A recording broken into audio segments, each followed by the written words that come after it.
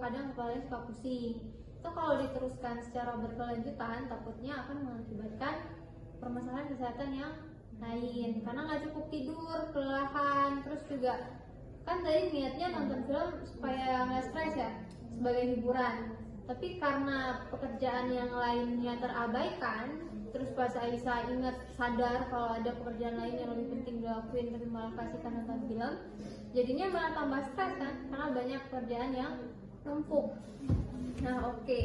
Jadi penyebabnya itu awalnya karena Aisyah ikut-ikutan teman nonton film terus kasihkan, terus konsekuensinya juga Aisyah ngerasa badannya itu lemas, kepalanya itu pusing, terus matanya kadang suka perih karena nggak cukup tidur begadang.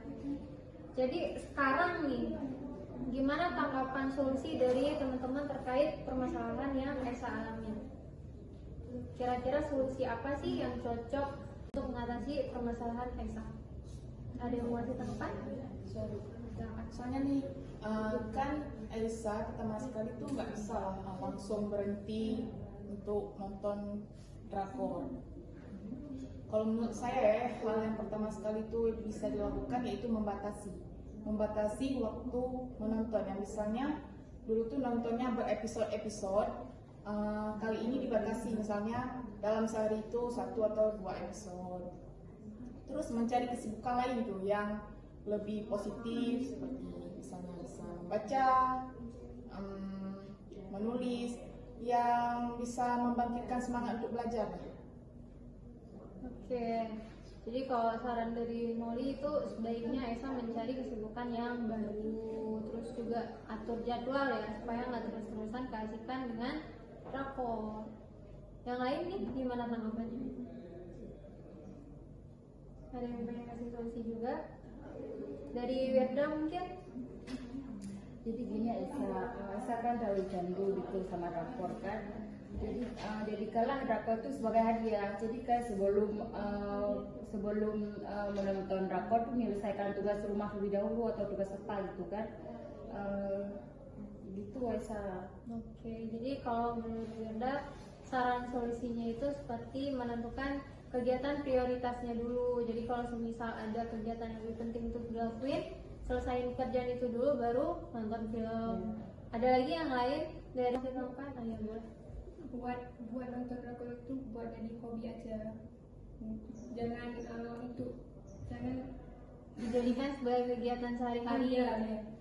Oke, jadi kalau menurut Nanda nih solusinya buat Aisyah lebih baik drakor itu dijadikan sebagai kegiatan selingan.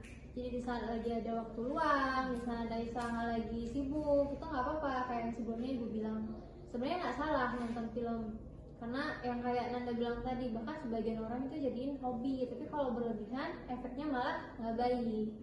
Nah oke, jadi dari beberapa solusi nih yang teman-teman kasih tadi, apa solusi yang kira-kira sanggup untuk Aisyah lakukan?